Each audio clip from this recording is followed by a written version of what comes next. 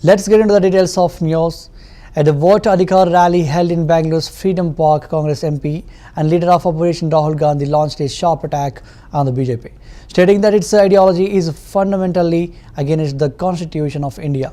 He declared that every Congress leader and worker would stand firm to protect the Constitution. Gandhi also demanded that the Election Commission of India immediately release voter lists and video recordings from the past 10 years, alleging deep collusion between the Commission and the BJP in electoral manipulation. Narendra Modi 25 seat की margin से प्रधानमंत्री हैं।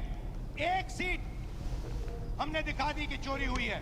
25 seat वो 35,000 या कम वोटों से जीते हैं। अगर हमें इलेक्ट्रॉनिक डेटा मिल जाए, हम साबित कर देंगे कि हिंदुस्तान का प्रधानमंत्री चोरी करके प्रधानमंत्री बना है। पूरे देश को यह सवाल पूछना चाहिए कि इलेक्शन कमीशन इलेक्ट्रॉनिक डेटा और वीडियोग्राफी क्यों नहीं दे रहा है। मैं लीडर ऑफ ऑपोजिशन हूं, मगर मैं अकेला नहीं बोल रहा हूं।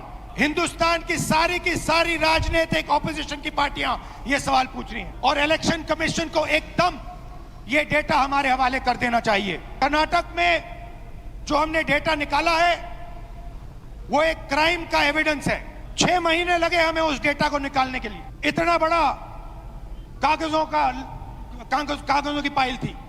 एक फोटो को लाखों फोटो के सामने कंपेयर किया है, हर एक नाम को चेक किया है और हम मानते हैं कि हिंदुस्तान का पूरा जो डेटा है, इलेक्शन का डेटा है, वो एविडेंस है। और अगर उसको किसी ने डिस्ट्रॉय किया तो वो एविडेंस को डिस्ट्रॉय कर रहा है और उस क्राइम को आगे बढ़ा रहा है। और इलेक्शन कमीशन के लोगों को एक और बात माननी होगी, समझना होगा। हमें एक सीट की सच्चाई निकालने के लिए 6 महीने लगे, मगर अगर आपने हमें डेटा नहीं दिया तो हम ये काम एक नहीं 10, 15, 20, 25 सीटें में भी कर सकते हैं। पेपर कॉपियां हैं हमारे पास, आप छुपा नहीं सकते और आप छुप नहीं सकते।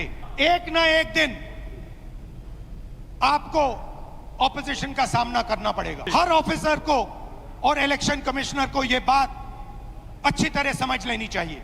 यहां पे एक लोकसभा चोरी की गई है, यह एक क्रिमिनल एक्ट है। कर्नाटक की जनता के खिलाफ एक क्रिमिनल एक्ट है। कर्नाटका की सरकार को इस क्राइम का इन्वेस्टिगेशन करना चाहिए और एक्शन लिया जाना चाहिए।